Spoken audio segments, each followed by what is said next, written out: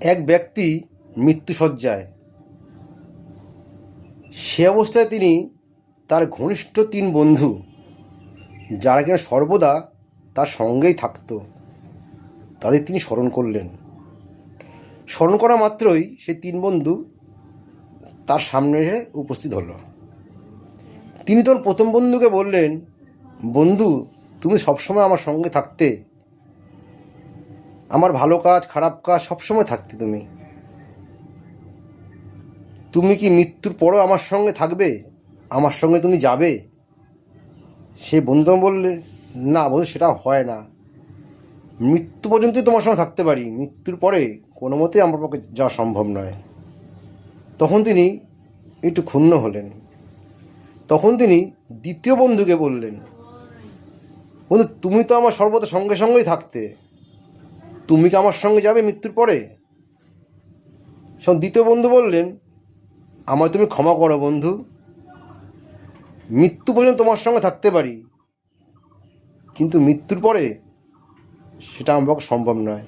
তবে হ্যাঁ, এটুকু তোমাকে আশ্বস্ত করতে পারি, তোমার মৃত্যুর পরে তোমার অন্তিম কাজ আমি খুব সুষ্ঠুভাবে পালন করব। তোমার দাহ কার্য, তোমার শ্রাদ্ধ কার্য, সমস্ত কাজ আমি নিখুঁতভাবে সম্পন্ন করব। এ বিষয়ে তোমার চিন্তা করার কোনো কারণ নেই। তখন তিনি মৃদু হাসলেন। তখন তৃতীয় বন্ধুর কাছে গেলেন, তিনি বললেন, বন্ধু, তুমি কি যাবে আমার সাথে? তুমি সবসময় আমার সঙ্গে থাকতে। তখন তৃতীয় বন্ধু বলল, হ্যাঁ, নিশ্চয়ই যাব, আমি আগেও তোমার সঙ্গে ছিলাম, সমস্ত ভালো কাজ খারাপ কাজ, মৃত্যুর পরেও তোমার সঙ্গে আমি যাব। তো বন্ধুরা, এই 3 বন্ধুকে তোমরা কি চিনতে পারলে? এরা কোন 3 বন্ধু? প্রথম বন্ধু ছিল, সেটা হচ্ছে আমাদের ধন সম্পদ।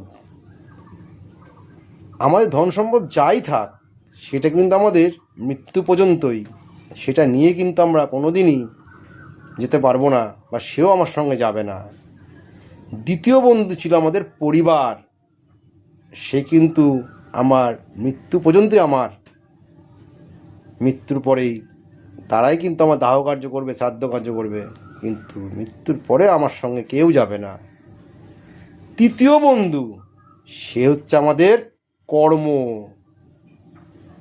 আমরা ভালো কর্ম করি কি খারাপ কর্ম করি, সেটা কিন্তু আমাদের সঙ্গে যাবে।